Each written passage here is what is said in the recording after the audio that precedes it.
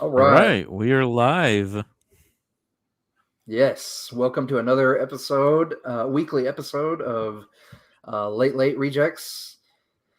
I'm here with my co-host, Cody House. How are Howdy. you, Cody?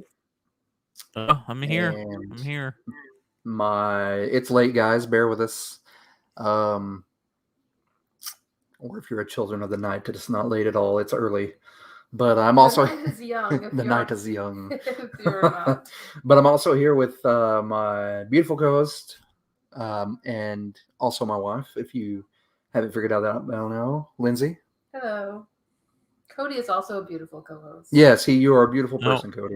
well, thank you. Thank you so Yes, much. I I don't mean appreciate anything that. when I don't introduce you as my beautiful co-host, because some people just might not understand. There's nothing wrong with it, but It's you know, platonic beauty. You it's can it's just compliment platonic beauty. another Yeah, I think person. there's nothing wrong with it. But We're normalizing that. we're making that happen. but What? go ahead.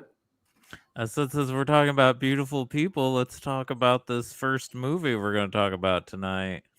Right? Yeah. We decided to double feature, and you know what? I like that idea, Cody. I'm glad you brought that up because not only do we get to watch and discuss Interview with the Vampire, but also a movie that we just watched for the first time, me and Lindsay, Near Dark, and which That's gonna be a new Halloween routine. yeah, it's going to be a new Halloween movie for us. It is a delightful film, and we'll get into that. Um, it's to me, it's an automatic classic. So, but we'll see what you think, Cody. But anyway, yeah, we're going to talk about those two movies, and we'll start with Interview with the Vampire. Um, Surely most of you have seen this movie uh, by now. If you haven't, I don't know what's wrong with you. Go rent it. If you like Twilight, you should go and watch this because there would be no Twilight without this movie. Bingo. Good. Very well put, Cody. You're right about that. Um, man. I have a Twilight Twy-in for Near Dark later. Just gonna say I have something to say to Oh, Twilighters. Uh-oh. oh.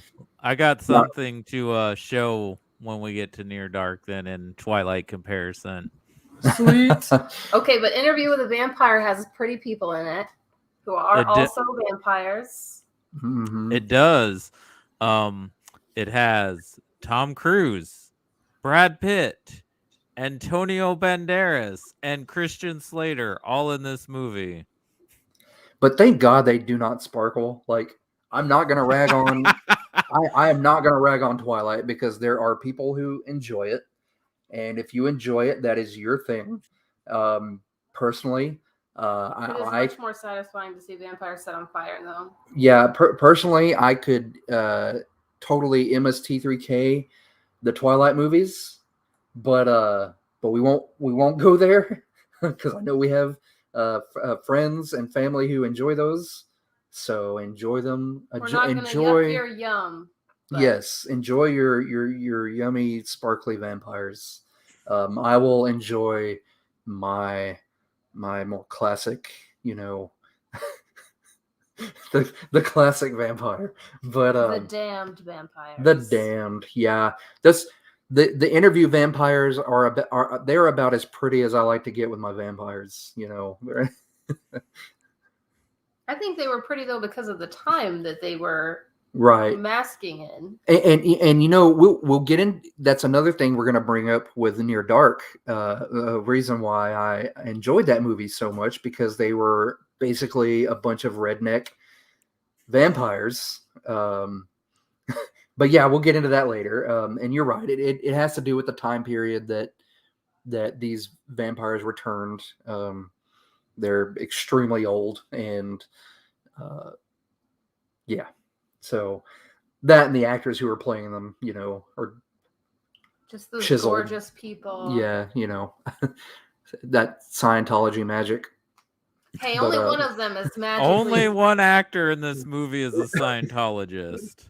Xenu. Hey, the next movie he plays, he should play Xenu or like battle battle Xenu over some volcanoes or something. I'm like sure there's already a video like that exists within the Church of Scientology. Tom Cruise defeating Xenu, because or becoming like elevating to Xenu or something like. with all the celebrity Scientologists jumping ship nowadays, I'm sure that Tom Cruise has gained another tier of clear for sticking with the Did you see whole thing?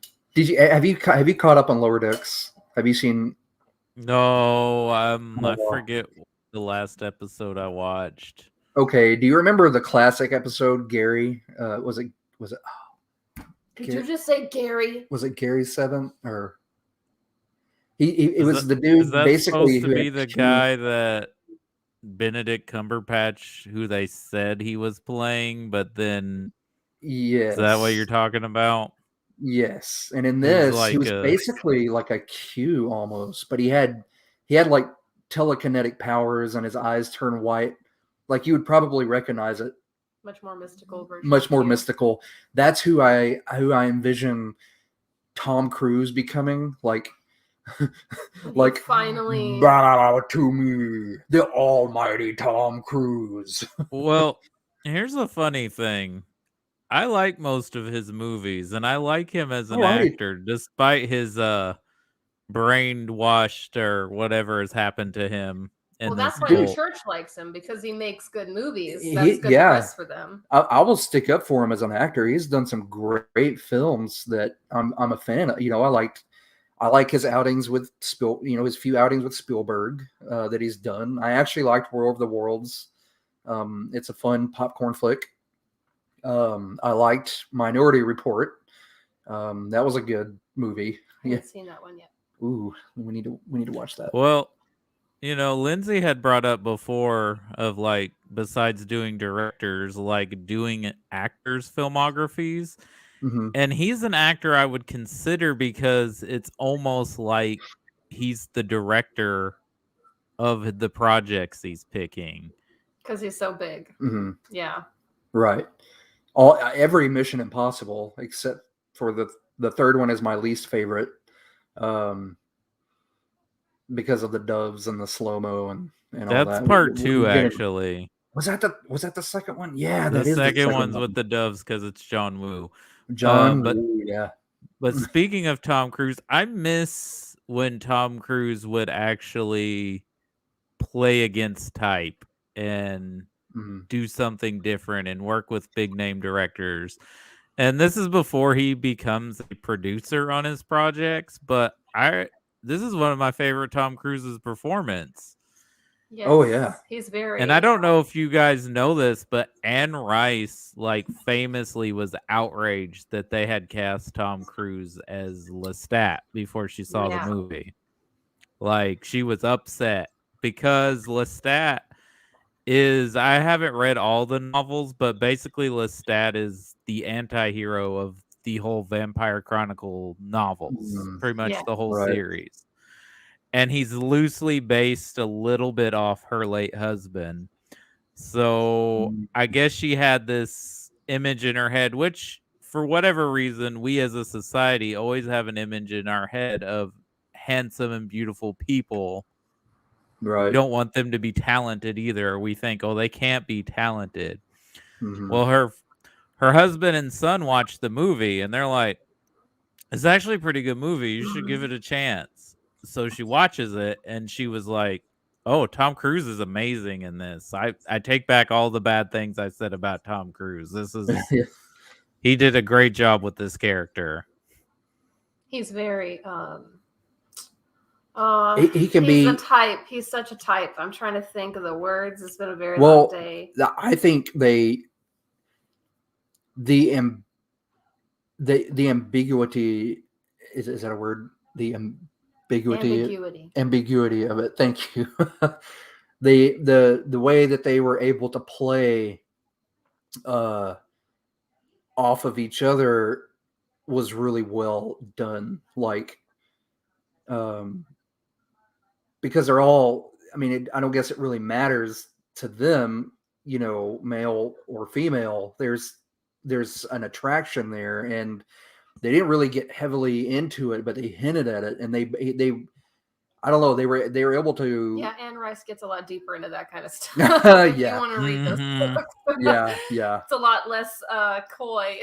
Oh yeah. Her descriptions for sure. Hold on, But I mean, it's with all of them, and I think part of it is, they're not human. Right. And when this was written, and even when this movie came out, there were more specific to gender roles and gender specifics. Mhm. But when you're an immortal being, you're just attracted to somebody's presence and aura. Right. And what attracts Lestat to Louis is just because when we meet Louis, he's lost his wife and child, so he doesn't fear death. He's Right. like welcoming it, so that attracts Lestat. Mhm. Yeah, Yeah. he's definitely like his emo girlfriend for sure. Like right away. Right. Like that's so weird that he's like he doesn't fear death. He welcomes it. Well, doesn't that sound like a candidate for immortality? Let's totally let's take that and curse him with when he forever. When he didn't really want it to begin with. He was more, like you said, he was more wanting to just end it all. And so yeah, I mean, and I guess he kind of gave him a choice too. He did. That's what he said. I'm going to give you the choice that I never had. Right. But yeah, and then he once he realizes what he has become, it's even worse. Yeah, it's even worse. It's worse than death to him because he doesn't want to kill. He doesn't want to take an innocent life. He doesn't do it for the sport until after he's a few hundred years old, and I guess time wears him down. I guess yeah. Numbs him. Yeah, by then you're just like, oh, you don't care, and you're like, well, I've got to eat. These are just cattle or sheep, whatever. You have to pass and the time somehow. Yeah, when he starts out and he still has his humanity intact, and all the other vampires around him they're disconnected already. They've been alive for so long that they're in that phase of, well, they are here to just feed us. Like, we're superior. There's going to be more of them inevitably, but there aren't a lot of us, so we're definitely better than them somehow. Yeah, so don't want to jump ahead, but I think it's when Claudia is murdered is what basically that's the end of his humanity. Yeah. That's what he says several times. He's like, the last of myself died with her, the shine of her golden curls or something. Like because his wife died in childbirth with his child, he didn't get to be a dad until they turned Claudia. And that was, he still had that, like, that sense of connection that developed with her and raising her. Well, I guess raising her is a weird way to put it because she's a child for 30 years. Right. And is treated like a child for 30 years. But yeah, after they kill her and the woman that she had chosen who wanted to be her mother forever. Oh, that was so heartbreaking. Wasn't that a kicker? Like, she finally finds someone who's willing to be the mother figure that she never had. And then as she's turning, they, again, this kind of jumping ahead, but she doesn't even get to be a vampire for like a full day. She's like barely getting her fangs in and her cold, icy vampire body. And then she's thrown into this big, wrong place at the wrong time, obviously, but there's a word for it that I can't remember. Gosh, I'm bad at words. Hold on. Go ahead. I'm going to look up the word I'm thinking of. But I'm wondering why Anne Rice didn't have a problem with Brad Pitt, because at this point in both Cruise and Pitt's career, Cruise has already proven that he's a talented actor. He'd already been nominated for an Oscar for Born on the 4th of July, whereas I don't know if this came out first or Legends of the Fall came out first, but this is around the time, and then he does 7 and 12 Monkeys, where people start taking him more serious as an actor, but at this point, Pitt's known for playing either silly druggies or pretty boys. Was it Californication that he was the pothead in that? Well, he's a pothead in True Romance. He Or True? was, of course, he's the drifter in Thelma and Louise, and he was Right. in A River Runs Through It, That's a and decent movie from what I remember of it. and Cool World. That's like his screen That credits. I'm a Ralph Bakshi fan, and Cool World is even weird to me, but I still enjoy it. Like it's an offbeat movie, but I love the animation in that movie. It may just have been that Lestat was such a personal character to Anne Rice that she lost her shit and she couldn't see the forest for the trees being mad about Tom Cruise's casting. It's kind of like when everybody found out that Heath Ledger was going to be Joker. I'm going to admit, I was one of those dudes that was like, man, I don't see it. Like, because you knew from like chick flicks and stuff. He was the chick flick dude, and I'm like, I don't understand how they're going to do this. Well, and there were a lot of people making rude comments because he had just done Brokeback Mountain. Oh, the gay cowboy can't be the Joker. Oh my gosh! Well, that homophobia. Yeah, that never bothered me, and that's actually. I mean, I'm going to say it. That's actually it's a decent movie. It's a well-made movie. It's a beautiful movie. It's an extremely well-made movie. And I remember when it came out, people were saying, like, finally, people of the queer community are not being portrayed as stereotypes or over-the-top or caricature. They're just being portrayed as human beings. Okay, effeminate caricatures like The Birdcage. Like, that's an example. That's a good movie. It's funny, but you can tell for the comedy they ramped up the caricature, the eccentricities of those particular games. Yes, very very eccentric. And with this, it was like, no, I mean, they're just like, they could be normal people, you know. They don't have to be effeminate characters, you know, going around decorating houses all the time like they portray them in movies. But yeah, that's again. Sorry, go ahead. I was going to say, I think maybe there wasn't as much disdain for Pitt because of the characterization of Louis, too. He's supposed to be like this beautiful, tortured soul. So maybe they were okay with that. And, you know, like Lindsay was saying, Anne Rice was more personally attached to the character of Lestat, and he's supposed to be like the more dynamic character of the two. Right. He's definitely the one with more experience being a vampire. I love Tom Cruise as he's very he's very cocky for a vampire. He's very daring. He goes for high society people and people with lots of titles and wealth and reputation. How did he put it? Like he would start the night off with a lower class and work his way up by the end of the night, and he was feeding off of, you know, the eccentrics. So he did have a I guess kind of a sick feeding game when it came or sport when it came to it hints that he can read their minds, right? And he even tells Louis, he's like, the more sinful people taste better, like the people who've done terrible things. Right. Probably because they're chock full of drugs and alcohol too, or whatever their vice or indulgence is. But maybe that was Louis's way of reconciling his nature. Like maybe he was like, you know what, if I'm this creature and I'm going to live like this, maybe.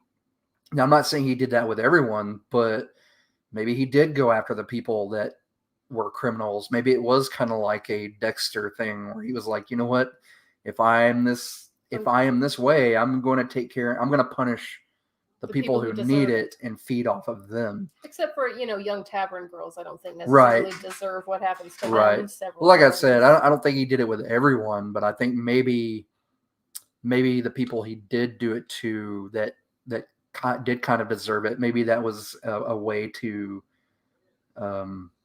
live with himself, or live with having to kill and feed.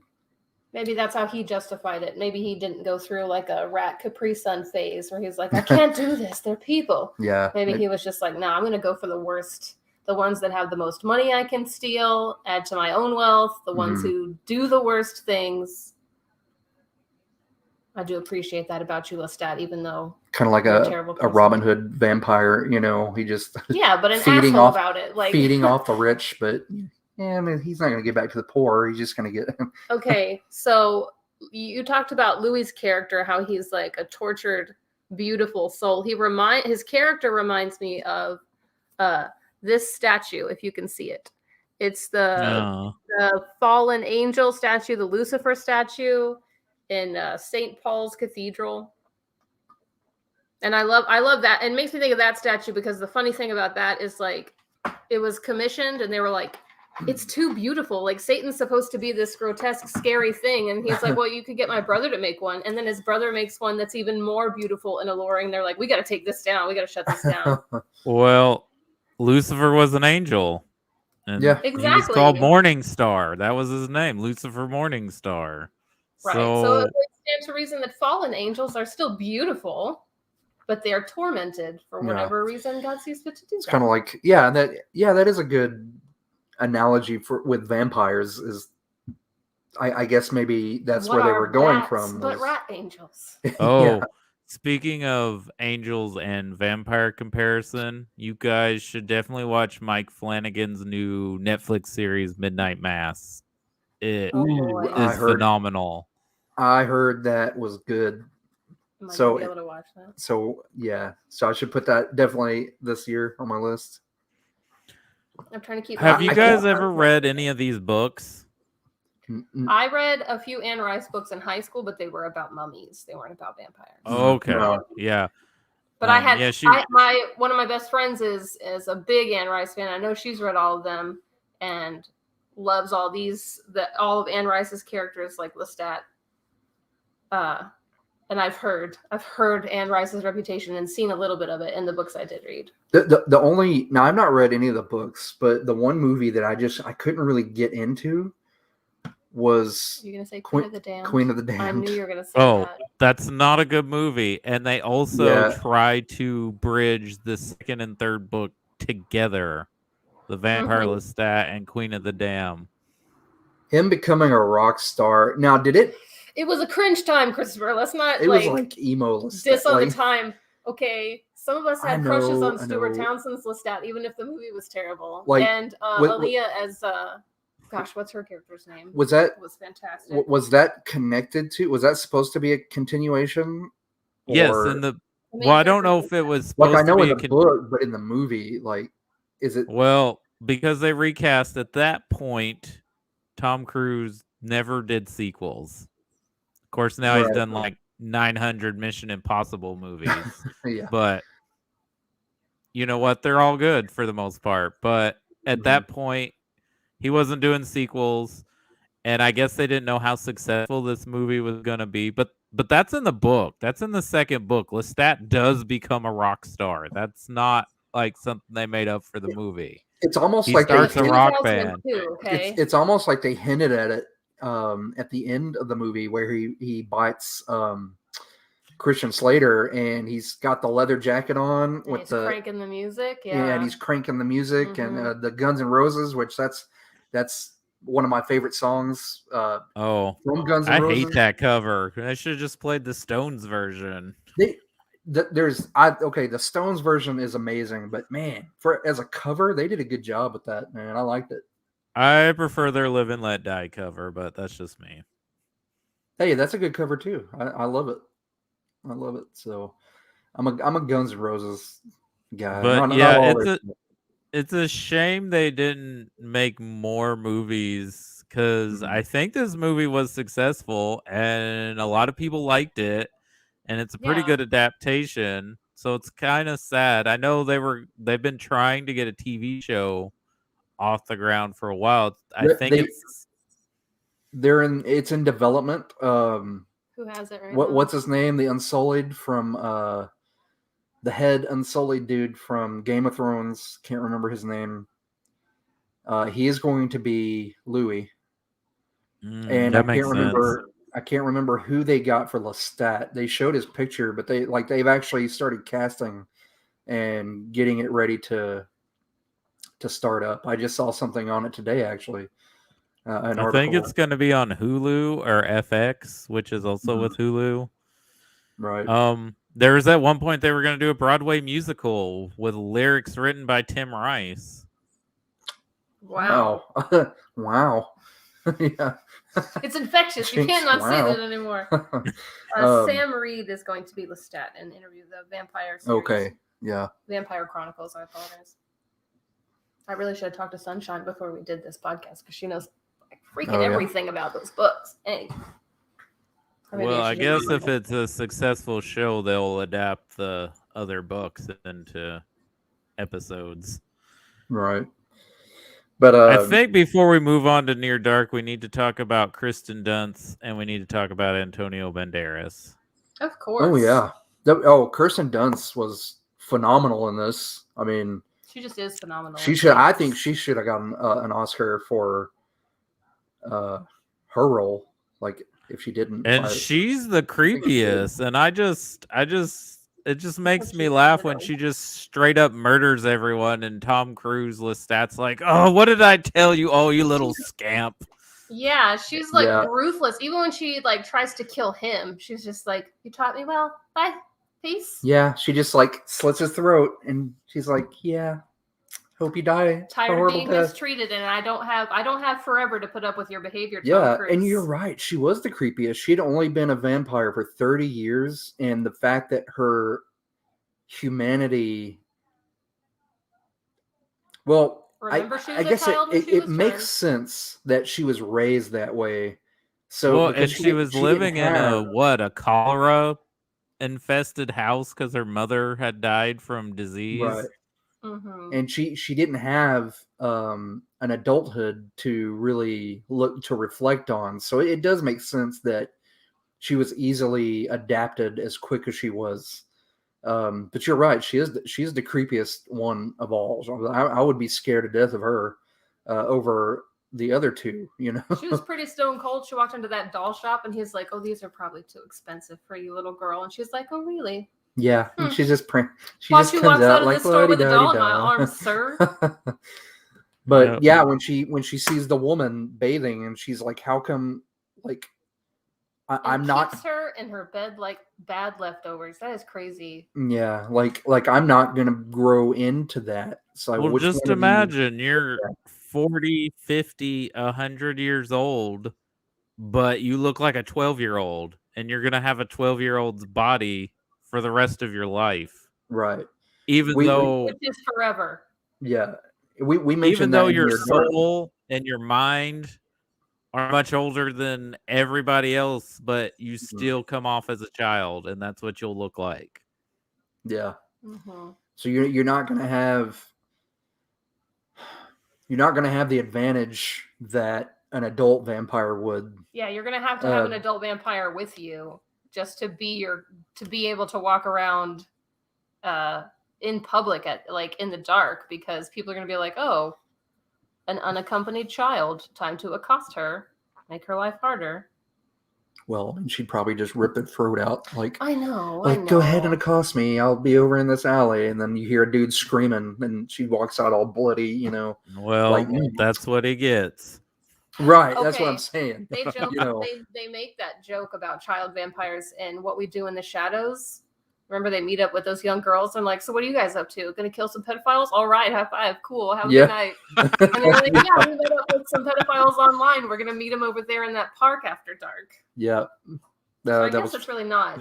That was pretty funny. But I get where, like, in both, again, in Near Dark and, well, they didn't really say anything about it in Near Dark, but it's almost like they don't. You get the Oogie vibes because you're thinking about it. Well, no, it's almost like they don't want to deal with kid vampires. They're like, you're a nuisance. You're a kid.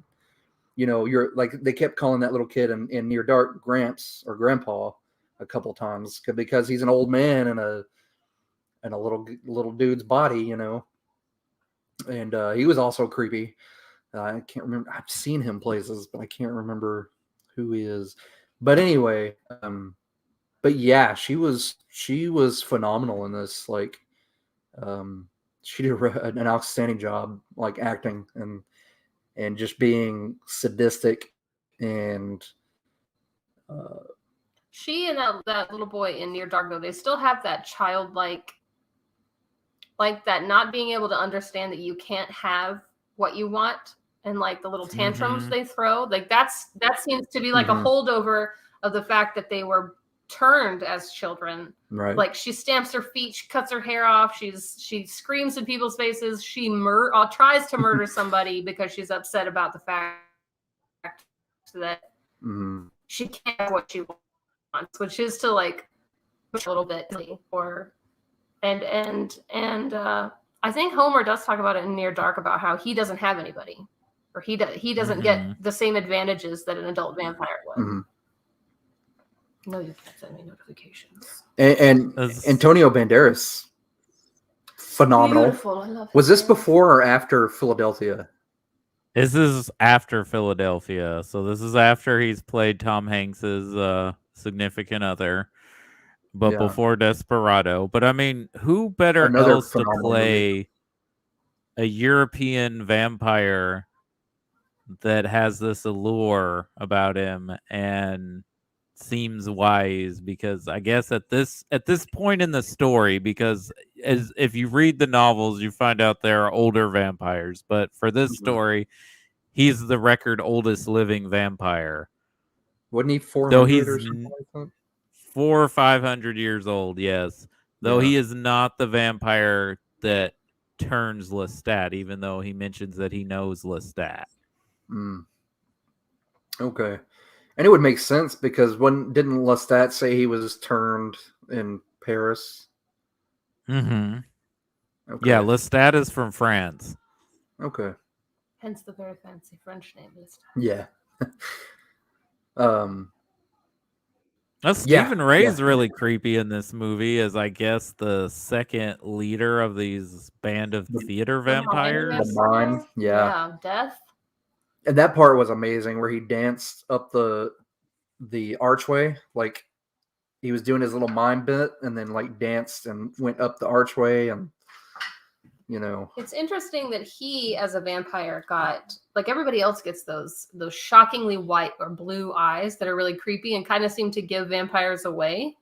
But he has, like, those shark eyes that are just, like, solid black pupils. I think that's part of what makes him creepier.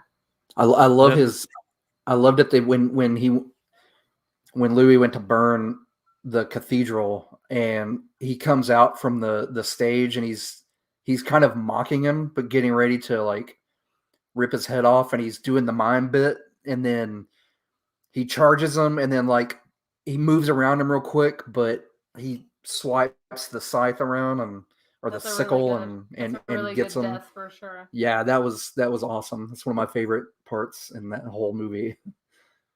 And he's in the movie primarily because he's almost in every Neil Jordan movie, the director of this film. Interesting. I didn't know that. Yeah. To write Neil Jordan's name down. Look into that. Yeah, I've seen him in plenty of other things, but I'm sorry, go ahead. I was going to say, if you guys really like this movie, another sort of Halloween themed film Neil Jordan directs is called In the Company of Wolves. It's kind of his take on Little Red Riding Hood, and it has Angela Lansbury in it as the grandma. It's a really messed up but cool movie.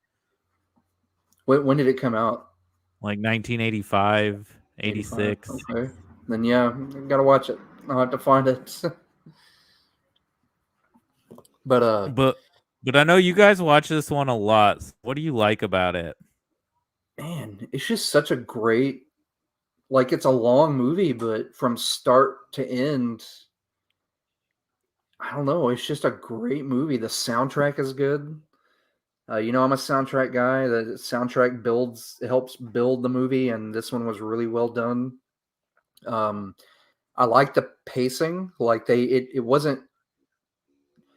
Doesn't feel like several decades pass for this whole Yeah, movie. you know, it doesn't. It's a slow movie, but it doesn't feel slow. Like the pacing is really well done in this movie, and their progression from Louis turning up until modern day 1990. 94? 96. Just looking at it. Well, when did he? 94. Was it in the 80s? Oh, that in the story. Yeah, because he walks out of the theater and they're showing Tequila Sunrise, Which is a Warner Brothers movie, and Warner Yeah. Brothers made Interview with the Vampire, so they're like, let's just say he went and saw this movie because we have the rights to pop 'Cause the we have such title. good movies. Right. And wasn't that like 80 something? Like 80. Yeah, it's 87, 88, somewhere in there. So when he walks out of there and he's kind of dressed in that 80s, he's got that the collarless shirt, you know, that was real popular, and the suit and everything. So I thought that was a 90s thing. it kind of was. It kind of went It's into like the what 90s. Miami like, Vice leads into the 90s.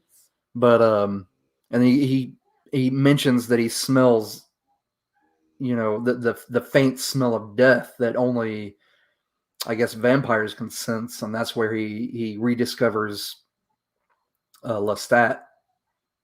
You know, after all these years. So what had he been doing? Like The fact that he didn't know what artificial light was and concerning. the helicopter, like yeah, like if I remember right, in the second book, he kind of is basically in a very long slumber after what happens to him.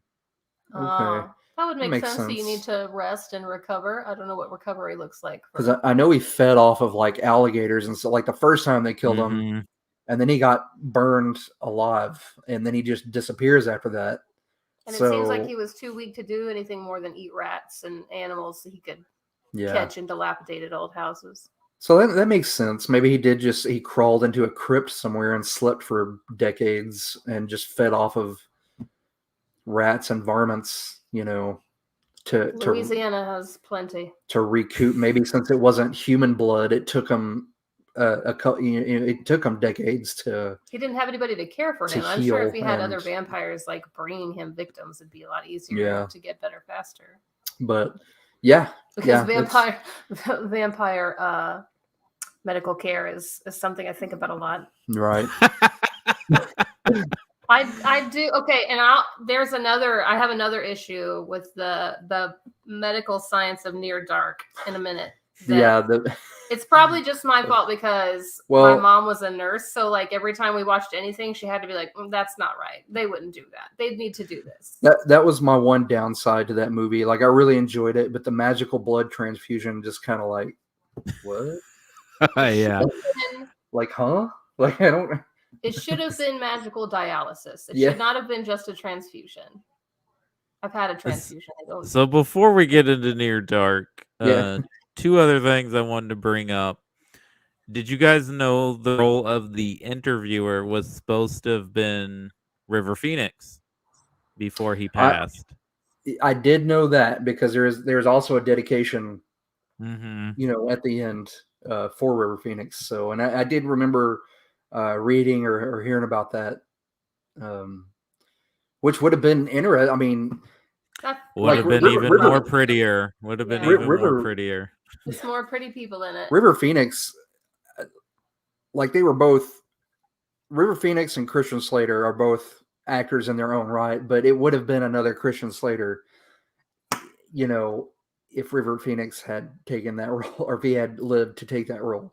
Christian Slater reminds me too much of Jack Nicholson. Exactly. That is a big problem of Christian Slater's early career. Is he's trying really hard to be like a pretty version of Jack Nicholson. He's trying to work that voice, which obviously you can't control what you sound like. Gleaming the Cube. I did like Cuffs. That movie he did, Cuffs. That was pretty good. What's Cuffs? It's like a cop. Never mind. Movie. No, it's decent. I enjoyed it. Oh, I wanted to say what I liked about Interview was I'm a sucker for historical fiction. Like I liked that part of it when it's not very like specific or probably accurate, like chronologically, but I like those little things that were added in that obviously would have made your vampire experience a lot different depending on when you were turned and what you had to live through. When I was way too young, I accidentally saw a little scene from Interview at a neighbor's house.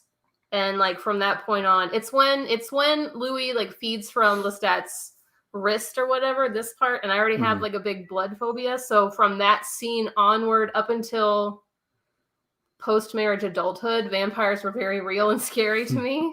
And like getting to watch these and work through that was nice. I'm more drawn to it now that I'm like not as easily frightened by it.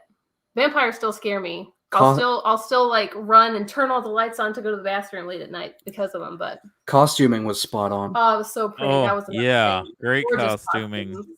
It looked great for 18th century. And I guess it gets it a little bit in the 19th century too. I don't know how much passage of time before we get to the 20th century we see. Did you guys know that Australian actress Thandie Newton is one of Brad Pitt's Louis' servants in the house who would go on to star with Tom Cruise in Mission Impossible 2? And she's gorgeous and everything. Solo, Westworld. Yeah, Westworld's just great in Westworld. Yeah. She's more of the pretty. Ooh, I loved Westworld. The first season. Second season was decent, and I haven't seen the third season yet. So it's about on par with the second season. Really. And before we finish, I will say I know I've talked a lot of crap in previous episodes about the Anne Rice portrayal of the vampire, making them pretty and but she wasn't the first to do it. She's just kind of capitalized on it and made it even more so. Because I mean, like even most interpretations of Dracula, he's supposed to be like a seducer and alluring.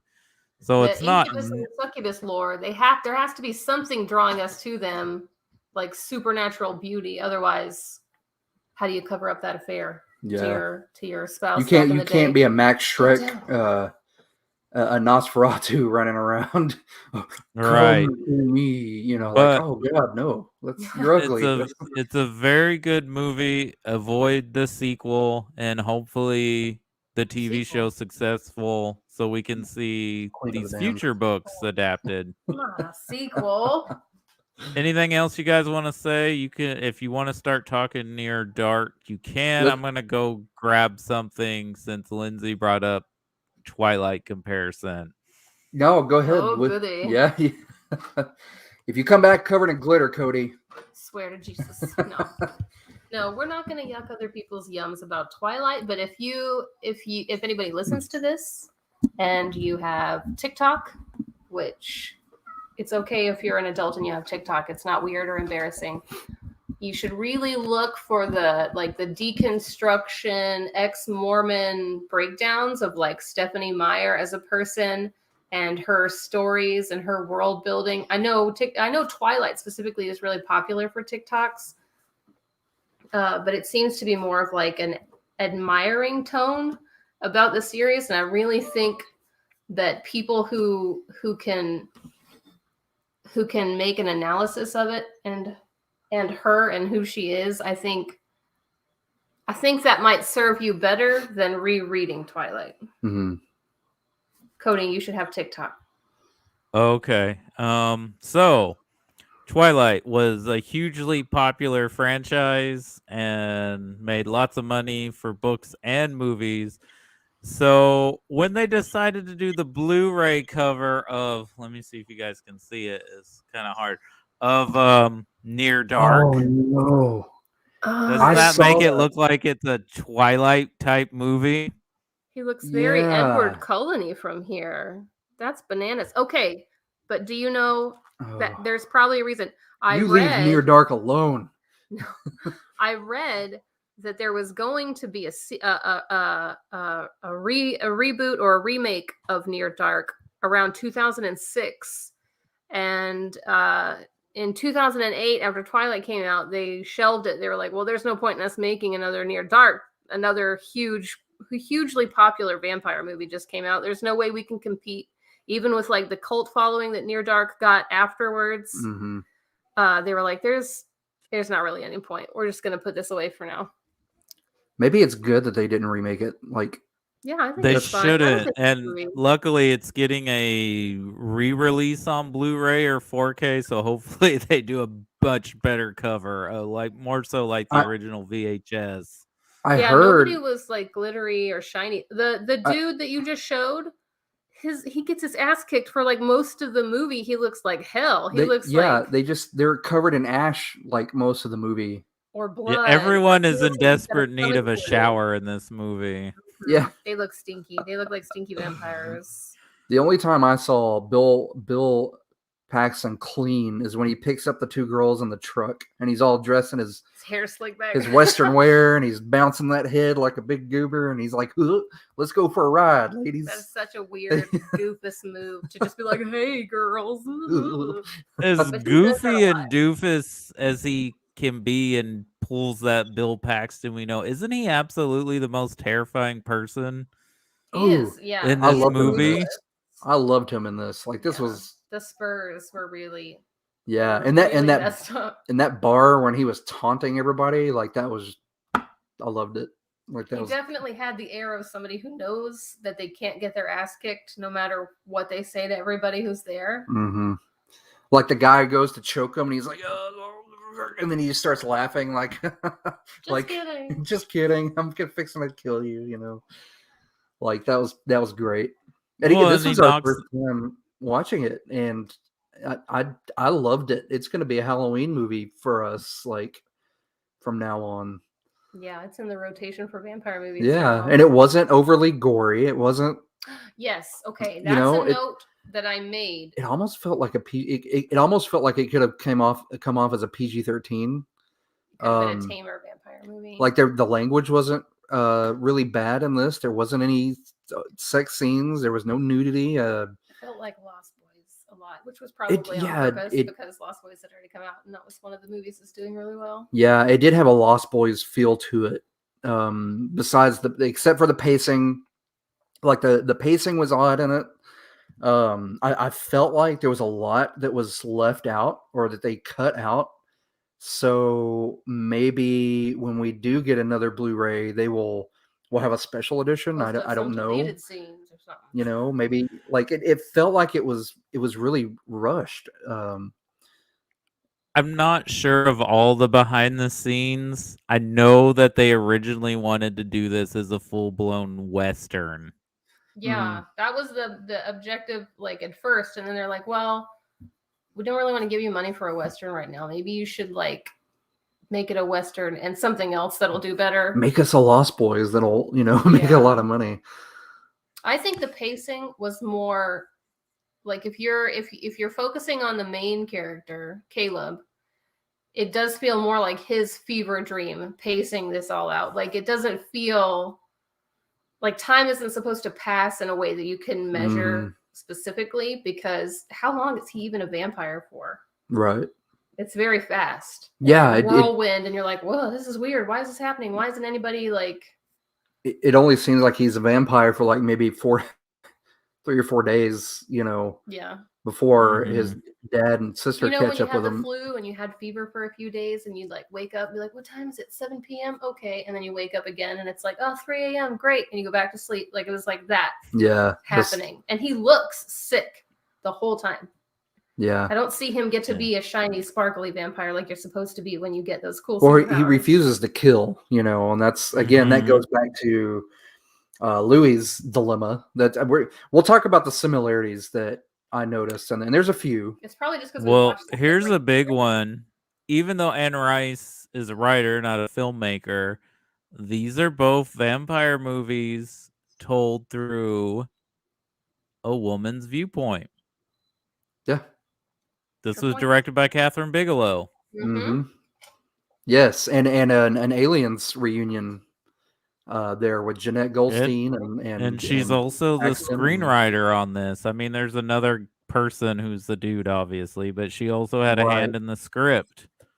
Well, they wrote 2 movies. They wrote this and what was the other one that they wrote Is together? it the Willem Dafoe movie she did?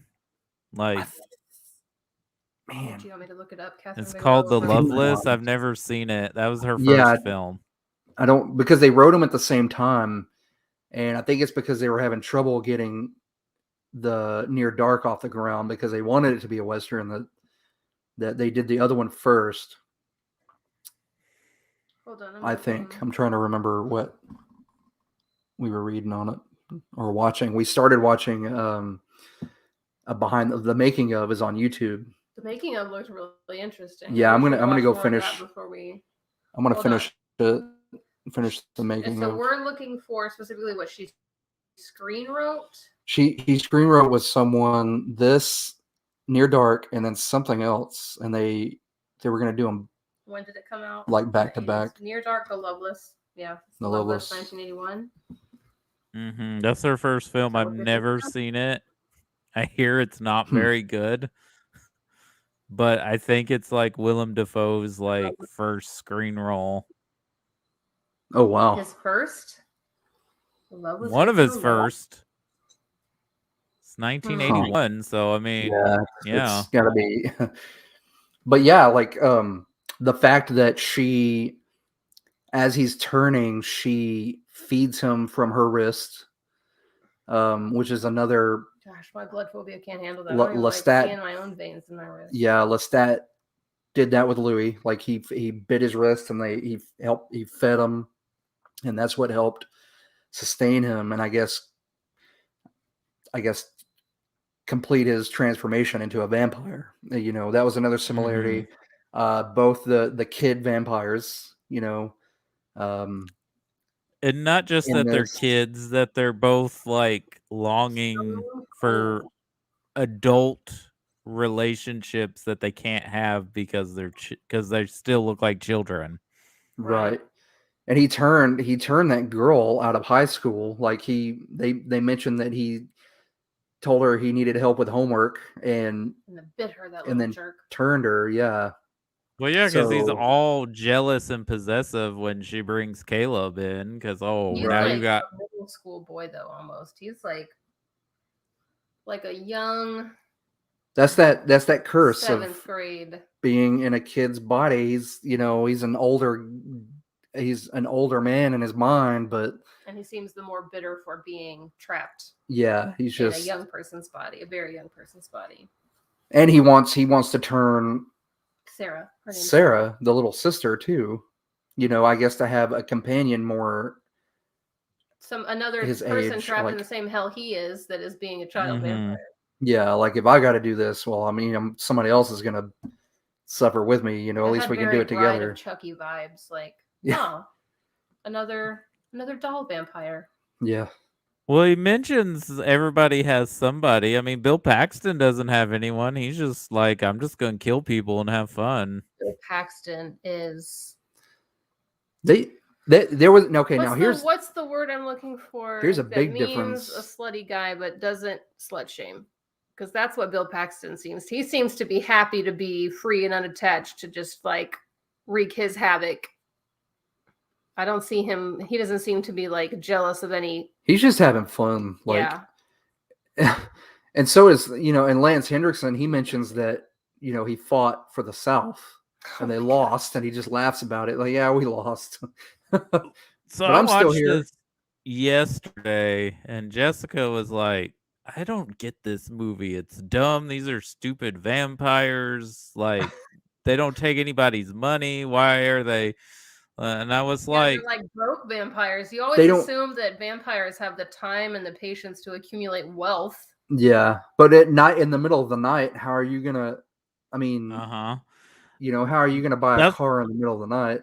So that's what I like so much about this movie, is I'm like, it's realistic. I said, just imagine if a bunch of good old boys were vampires. How would they handle that? I was about to say that. They do exactly what they always do, but they are vampires. They are hick vampires, that are just. Where is this supposed to be set? Well, Caleb lives in Oklahoma, and then they're in Kansas, and then there's parts of Texas. So yeah, it's all that desolate nothing. I've been through Flatland, Oklahoma and into Kansas, and I there ain't nothing there. I've driven through Idaho. There ain't nothing there. Believe me, I guess it's it's a little- flat and desolate. And if they originally wanted this to be a Western, they're supposed to be like outlaws, so to speak, you know? Yeah. Like, yeah. which other than them drinking human blood, they do the same thing that outlaws do. They come into town, they steal what they need, they kill people if they have to, and, you know, go from town to town staying in shitty motels and that you could pay in cash. Yeah, or threaten the owners or eat them or something. I do like that they were like, because I know that vampires have the whole coffin thing, and like in Interview, Armand has like a funeral carriage that like would carry a coffin through the streets, but they're like, nah, A-team van, you guys, no windows, solid black. That's our ride. That's what we roll in. Yeah. Which makes more sense because you can hide from the sunlight for the most part. Right. Yeah, they were tape. tinfoil and spray paint and rolling up, clearing up the windows. But yeah, that was another good part, was just the fact that they were stealing things, stealing cars and going from town to town. They should have had a cool mural though that said like Hellraisers or something outside that van. Like a badass van. And duct tape and like cheap airbrush. That would have been great. And I liked, like just covered in ash and stuff. Every time they'd move through the sunlight, they would just, The fact that sunlight didn't instantly kill them. It wasn't like an instantaneous thing. It was like, I could probably survive if I could like run to the car or run to some cover. Also, Bill Paxton just looking out the window like, sunlight. Like, of course there's sunlight on the other side. Those curtains are made of bed sheets. We can all see the sun through them. I think that was just to be like, you see how fucking cool my face looks? No, it's burnt. That is cool makeup, I guess. Yeah. But yeah, there's some good practical makeup in this movie too. Yeah, and like, again, it wasn't overly gory. They didn't have to do it. They didn't do the exaggerated gore noises in this movie. Like a lot of crunches and the bites. The crunches and the squishes and the spurty sounds. Like, that's probably part of why I could actually watch this without having to cover my eyes or anything. I mean, I did cover my face, but it was more like the suddenness of something. Well, again, it came off more of a PG-13. Yeah. If it's is it R or is it PG-13? It's R. Is it R? I didn't catch the rating, but you're just so desensitized to vampire. Yeah, I'm just like, whatever. I could watch Saving Private Ryan before going to bed. It seems pretty tame.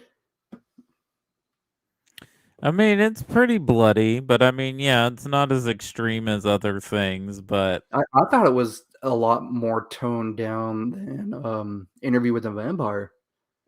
Because in that, you had him cutting heads off with the scythe and slicing that dude in half, and I'm pretty sure that's R as well, but it is. I'm sure people would think if most people probably watching these two back to back would probably think Near Dark is the more violent picture, though. Just because of the nature of how the films are presented. Yeah, I mean, I could see him like wreaking havoc in the bar and then the shootout with the police, but I don't know. Like it. I wish they had more like supernatural powers. Like, you didn't see that vampire like swiftness. Like, you see some like superhuman strength. They didn't fly. Hit by a truck. Didn't turn into bats. They weren't reading minds. They were just like, they needed blood. That was it. They were like scabs. They could get shot. They healed over. They could get burnt and they healed up. But really, they just needed blood. And then you did see some super strength when Bill Paxton throws the dude at the down the street, and then he gets hit by the truck and he's ripping the hood of the truck. The guy in the bar, he's like, "Did I do that?" That was kind of yeah. So other than just like throwing people around and ripping through the hood of a diesel truck, you didn't really see any like How satisfying was it to watch Bill Paxton get run over with a Mack truck? Even though he like Terminators up over the hood after that, it was still just like, oh, you got him. That's it. You win. Yay, you did it. But then obviously he still has to deal with him. And he's still being a smartass. He jokes about him wearing a seatbelt. Yeah. Before he like reaches into the hood. Yeah, that was great. But yeah, overall, man, that was a very pleasantly surprised with this movie. Like, it's probably it's a favorite now. Like, this will be in my watch list.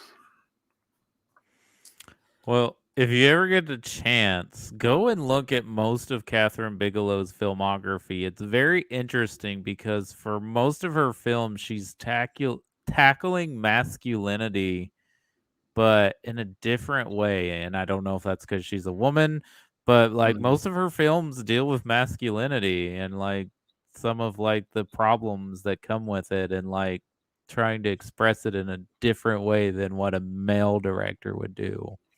Yeah. Right. Like the antithesis to like Michael Bay or something. Could it have anything to do Michael with Bay wishes he could make a movie. Michael Bay wishes he could make a movie as good as Kathryn Bigelow. Oh, I'm sure he does. And it's a shame he has more films in his IMDb than she does, because she should have. Yeah. Well, you know, he's like the Fast and the Furious of directors. 10 times as hard to prove that you can. That they should throw that much money at you. Well, you know something Kathryn Bigelow has that Michael Bay doesn't? Is it an award of some kind? She has an Oscar. She has two things Michael Bay doesn't have. Good for her. That's right. She's got an Oscar with a vagina. Well, she was married to James Cameron for about 2 or 3 years, though. Right. When were they married? I think 89 to 91, but they probably know each other at this point because, of course, she's got 3 people from his movie. Right. Mm-hmm. Right. And he directed a music video with her in it. So I don't know when they start dating and him and Galen Hurd like divorced, because I know they were in the middle of a divorce during the making of The Abyss. But they were also supposed to make an X-Men movie back in the 80s. She was going to direct and Cameron was going to write the script and produce it. And Angela Bassett was supposed to play Storm and Bob Hoskins was supposed to play Wolverine. No way. Angela Bassett would have been a kick-ass. Bob Hoskins, man. I don't know who that is without Woo! Eddie Valiant. Who Framed Roger Rabbit? That guy.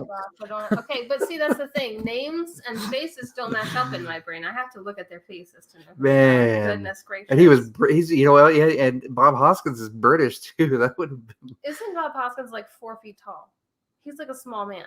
Yeah, he passed too a while back. That would be a great Wolverine, just like a tiny, furious. Like he's got the stature, but he doesn't have the hulkiness of it. Like, I'm sure he would have made that happen to be in an X-Men movie. Yeah, but man, just seeing him as Eddie Valiant and then imagining him being Wolverine is just I think mind-boggling. Like, that sounds like an 80s thing to happen, an 80s X-Men movie. I'm glad that didn't happen. Like, it would have been fun to see and probably make fun of and low-key enjoy because I like all those old Marvel movies. Like, I like the Spider-Man show from 77. I like the Captain America movies. I mean, they're just cheesy as hell.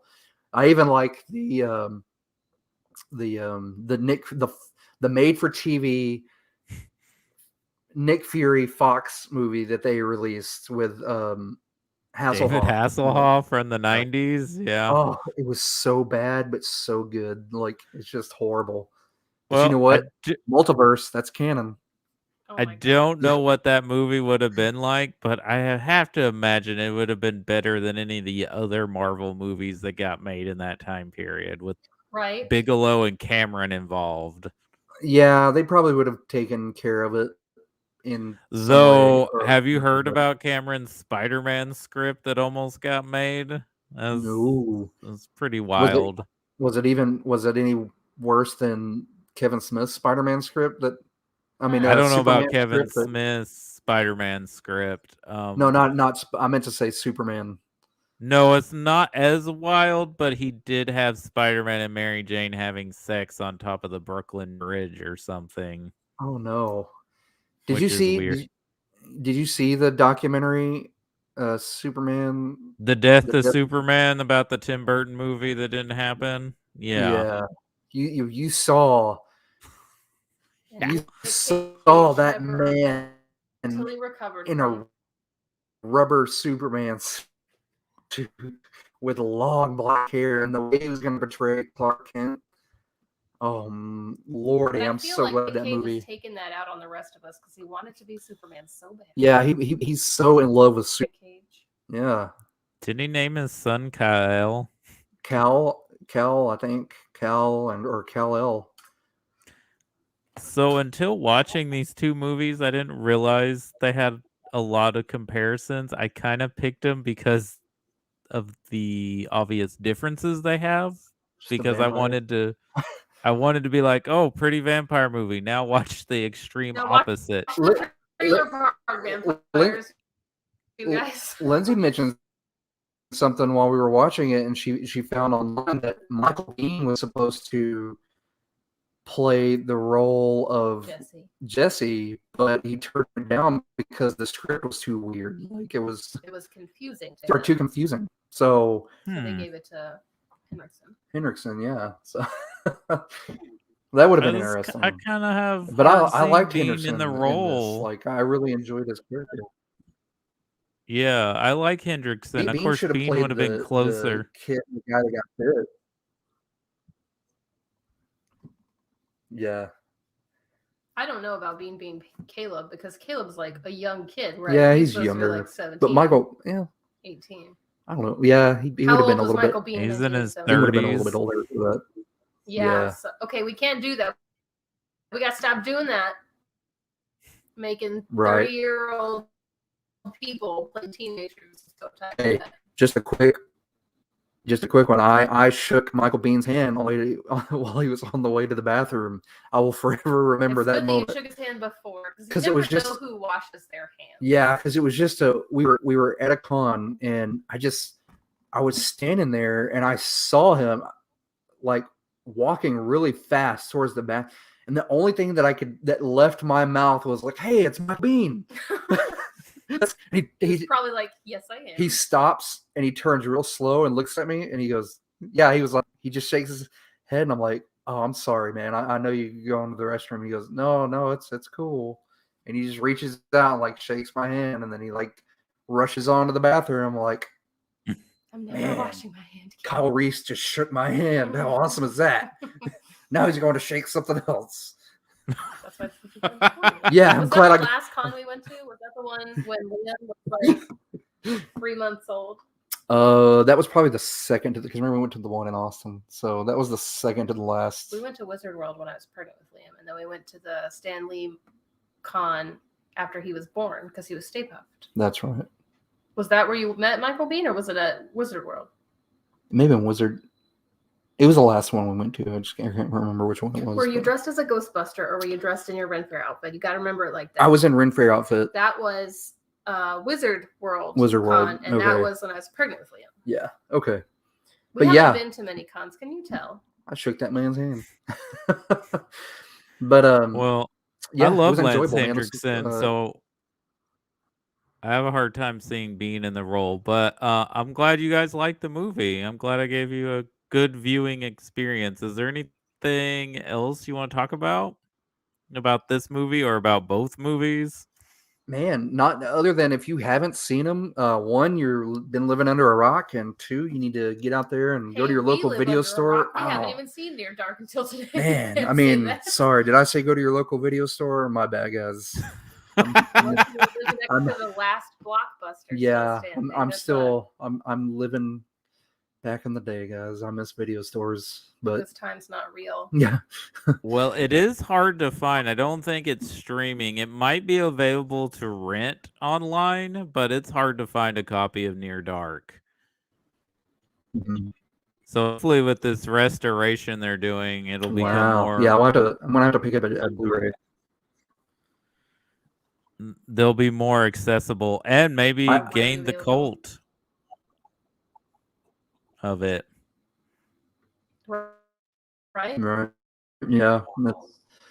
Definitely needs more attention. Like it's definitely, like I said, it's odd because of the pacing. I felt like there was a lot missing, but and then the only downside that I will give this movie was the magical blood transfusion. That just kind of threw me off. Been dialysis, but veterinarians don't do dialysis. Well, I mean, I don't even care about the technicality of it. It bothers me. It's just like a blood transfusion, and I'm like, I didn't know that we were gonna cure vampirism in this movie. Like that's something that's in interview. It's like it's a curse of immortality forever, and you either die as a vampire or you live as a vampire. There's no and I love back. I love how after the transfusion, they're all sitting at the dinner table like, yep. That wasn't a shared trauma we need to problem with professionals. Like, boy, what a last weird couple of days. And then like that's it. Then all the windows are open in the house and the doors, everything. I just gave you my blood like I was doing heroin, but here you are. Yeah, like, all right, honey, going up to bed. Night, sleep tight, after being nearly murdered by vampires and watching your brother burn to death, like yeah, but that's country folk. They're just gonna deal and move on. And where was be a veterinarian. He's busy. Where was the dad after the little girl was kidnapped? Like he just. Why was she out buying a Coke so late at that hotel when like even the TV was like no more TV? National anthem, the flag, it's over, static. Everybody. That's how old this movie is, or shitty that motel is. They only get 3 channels. Hey, that's some of my earliest memories of TV is catching, especially on the local channels, is catching the. I can vividly remember catching the national anthem on. It was either Channel 7, one of the local channels, and then it going to static. And I vaguely remember the Native American on the TV screen, the Indian that they would have before it was static. But I those are some of my earliest, like, if I dig down deep enough, what I can remember of watching TV is catching that, like, and a lot of people don't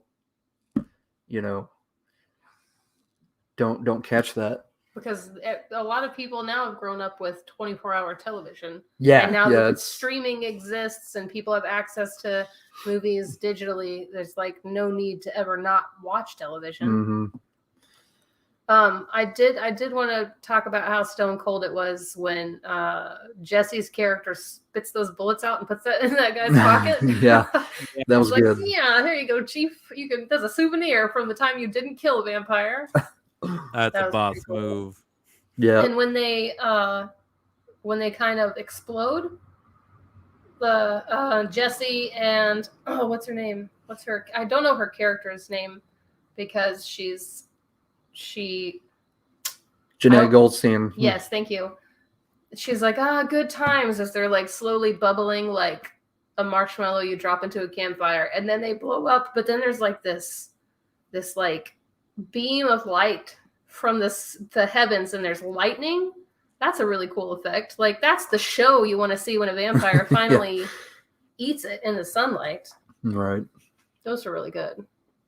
But yeah, 2 thumbs up. Both of these movies. They both deal with vampires. They're both rated R. They both have blood. They both have some similarities, but they're both really fun movies, and I personally highly recommend them. Like, I think they're fun watches. They're good Halloween movies. They're not, even if you don't like scary movies, like horror films. I don't, and I like they're not over the top scary, jump scares or anything like that. Other than the gore and some violence and some language, they're watchable. They're decent, and I like them. And I love the contrast of like the ethereal, beautiful, rich, powerful vampires, and then like everyday people vampires. Mm-hmm. Redneck vampires, whatever you want to call them, blue collar vampires. Like, I think that's pretty great. That's definitely why they should be watched back to back. Yeah, to see the the vast appreciate differences. the idea that, you know, once you become a vampire, you don't have to become a rock star or an aristocrat or anything. Or sparkly. Nope, Hey, you can just be a moonshiner or meth head and still be a vampire. Yeah. Keep on trucking. They, you know, and that's True Blood. It almost seems like True Blood kind of took that aspect of it and gave us more redneck vampires.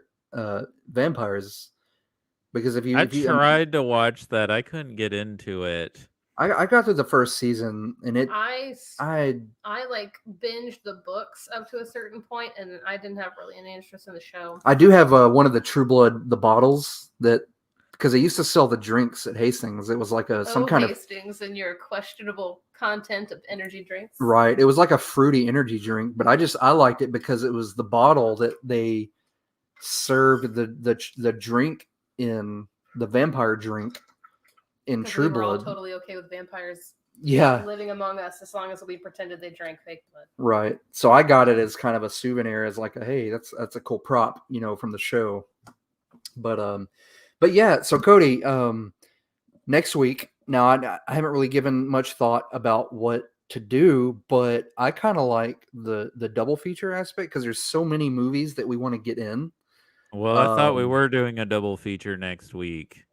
We are, but I'm just saying we've just been doing one movie per week, but since there's so many Halloween movies that we want to fit in, I vote we keep doing this because there's a lot that I would like to cover. So whatever we decide to do next week, let's do another double feature. Halloween.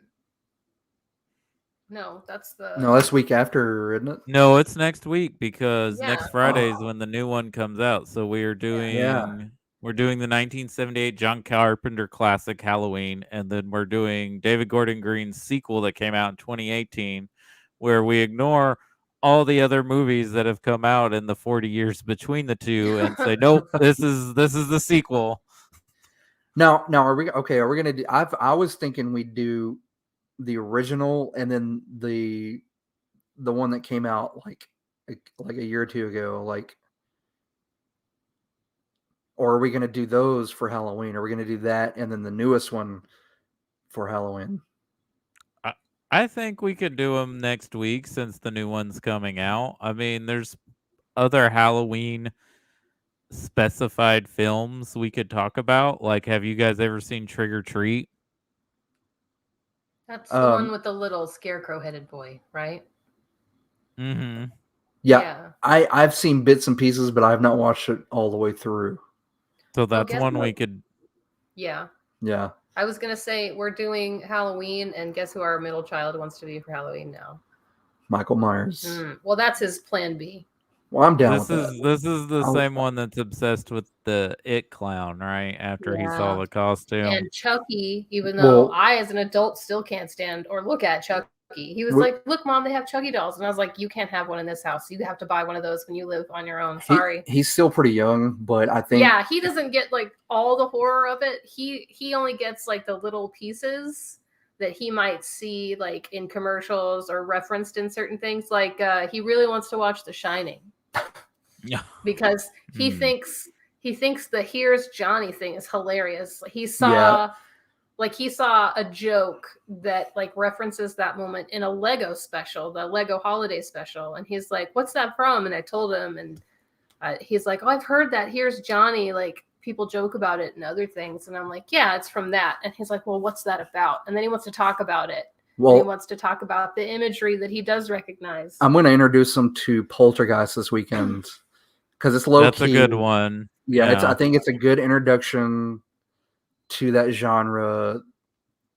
Hopefully, more like it won't. Ghosts. Yeah, because the ghost. I'm going to tell him that because this is my fan theory, and I've had it for years that Poltergeist and Ghostbusters could be set in the same universe because they have the same ectoplasm. The ghost portals to other dimensions. Yeah, portals to other dimensions. There's a ghost dimension. The puppetry looks spot on to what they use in Ghostbusters.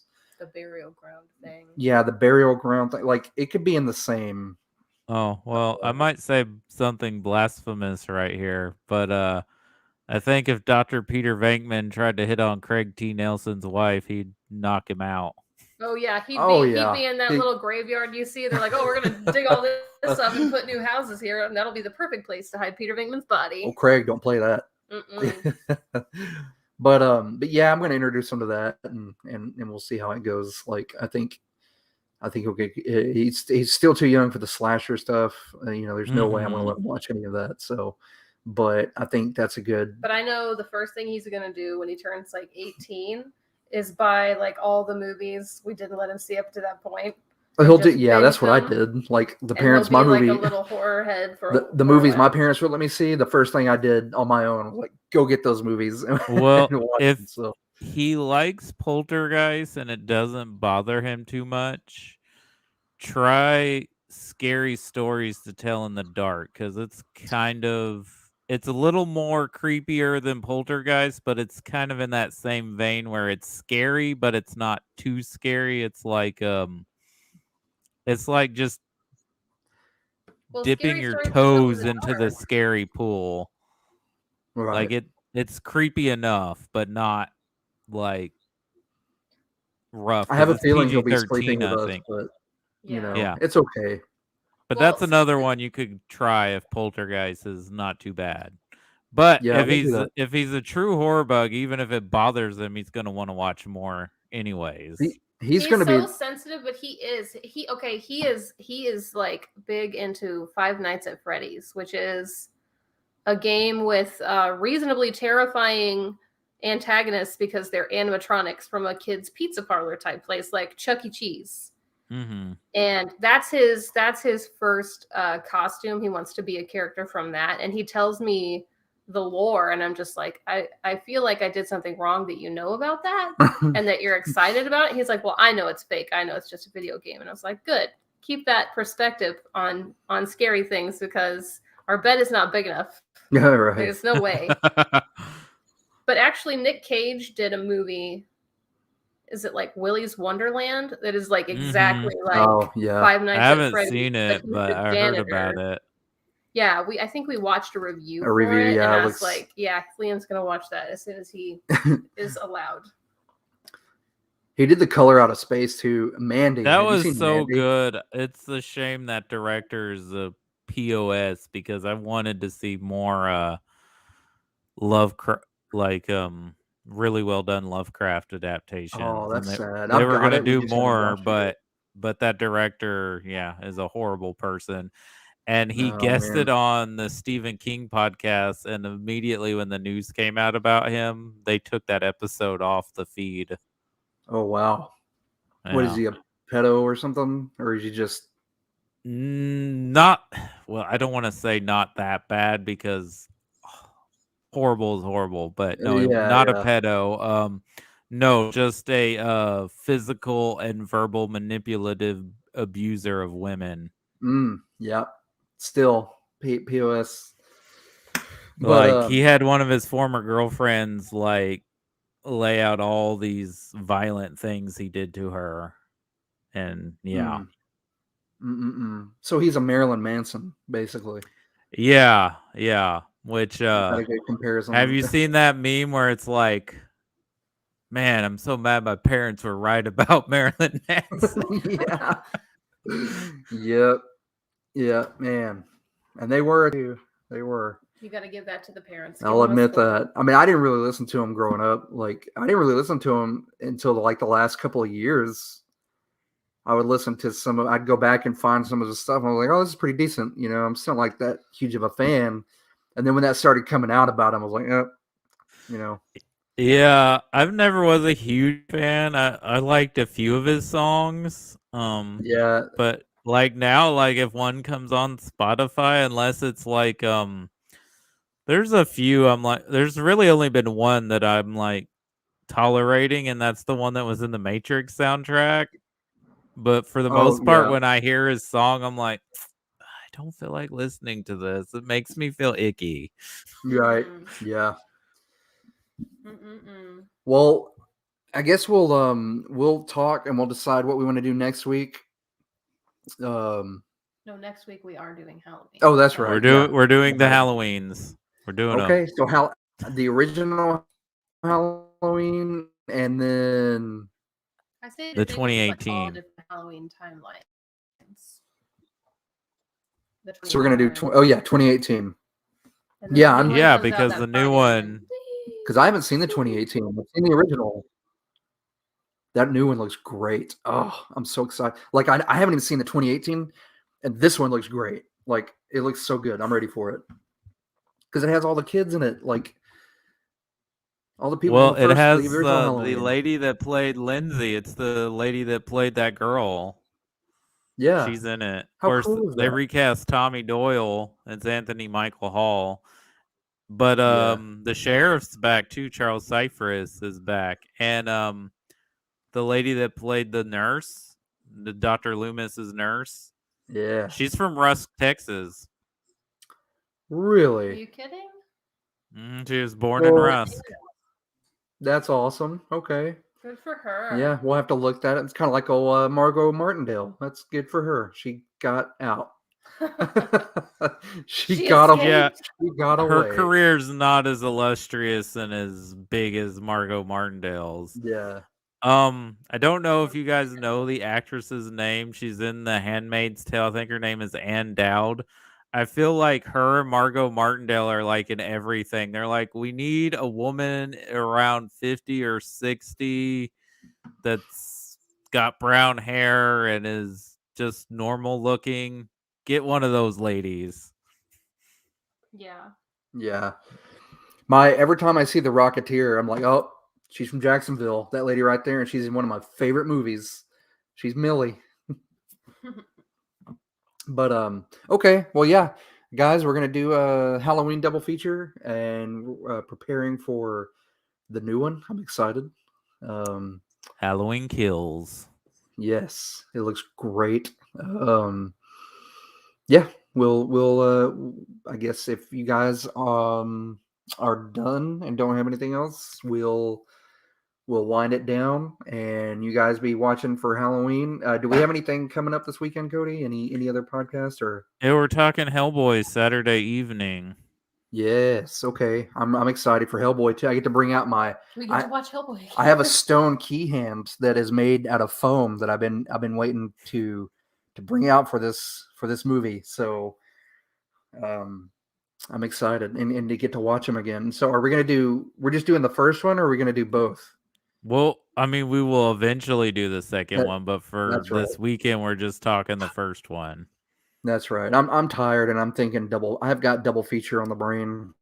So while you guys are here, we are doing Pan's Labyrinth early. We had to switch guests. The original guest canceled, and I had to get somebody who originally wanted to do it, but I had asked them if they would mind doing a different movie because the person that wanted to guest on Pan's Labyrinth was going to bring a unique perspective, but they said they don't have time right now to be on the show. So okay. So we're going to be doing that show in the 23rd instead of in November. Okay, so the 23rd for Pans, and then we're just doing Hellboy Saturday evening. Okay. Mm-hmm. I have that one in my cool. calendar. Yeah, we'll probably watch that tomorrow night on the projector. That'd be fun. All right. Well, okay, guys. Yeah, Halloween and Halloween. Just Halloween and Halloween. Yeah, Halloween and Halloween. It's called Halloween, so you could just say Halloween 2018 if you want to.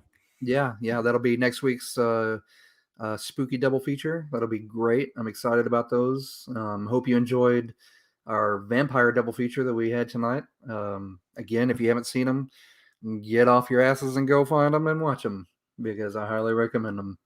They're both very good movies for very different reasons. Watch Interview with the Vampire to see where the pretty vampire came from, but the phenomenal acting and set design and costumes. And then go watch Near Dark to find out, oh, Kathryn Bigelow has been a badass for 20 years before The Hurt Locker came out. Mm-hmm. Right. And all right, guys. See the Vampire Western because it's the closest we've gotten. It's better than John Carpenter's Vampires. I said it. Oh yeah, that one's a fun movie, and it's been a while since I haven't watched that since VHS, so it's been a while for me. But from what I remember of it, yeah, I'd have to say, uh, from what I remember of John Carpenter's Vampires, I did like this one a little bit better. So it was a fun movie. But there all was right, a guys. 1966 film, Billy the Kid versus Dracula. If you like cowboy vampire movies, just saying. If you like old movies, if you like older movies. Bonanza is about as Western as I get. No, I love Westerns. Yeah, no. Are we going to talk about how Western Bonanza is? Okay. That was a joke. It's time to go if we're going to start talking Bonanza. That's the late show for the grandpas who get up and watch Bonanza in the morning. I absolutely adore Bonanza. I will talk Bonanza. We're the grandpas that get up to watch Bonanza at 3 a.m. I'm just saying. Bonanza was my jam, man. Especially working at the state when that came on, like especially around lunch. Like, come on, man, bring your own trays up here. I'm watching Bonanza. Oh, me TV. All right, guys. If you're watching this on YouTube, awesome. If not, it'll be posted on Facebook and Twitter later. I'm not putting it up tonight. I'm trying to finish Spectre before I go see No Time to Die tomorrow. Nice. That's going to be a video. That's going to be a stream for us. So it'll be what 40 days or something. Whatever yeah, I guess. I think it'll probably be on Amazon since they own the franchise now. Right. Well, maybe we'll get to see it a little earlier. Like, I want to see it. I'm excited about it. I want to see how he's ushered out of the franchise. Like, I heard that he is the only James Bond to have a beginning and a proper end, like a proper ending. So I'm curious. I'm very curious to see. All right. Everybody have a wonderful weekend. Stay safe. Wear a mask. Don't pick up strangers because they might be vampires. And have a good weekend. See a big goofy dude bouncing his head saying, "Hook, come on, let's go for a ride, ladies." Steer clear. Straight up Bill Paxton Goober. All right, guys. We'll see y'all next week. Bye.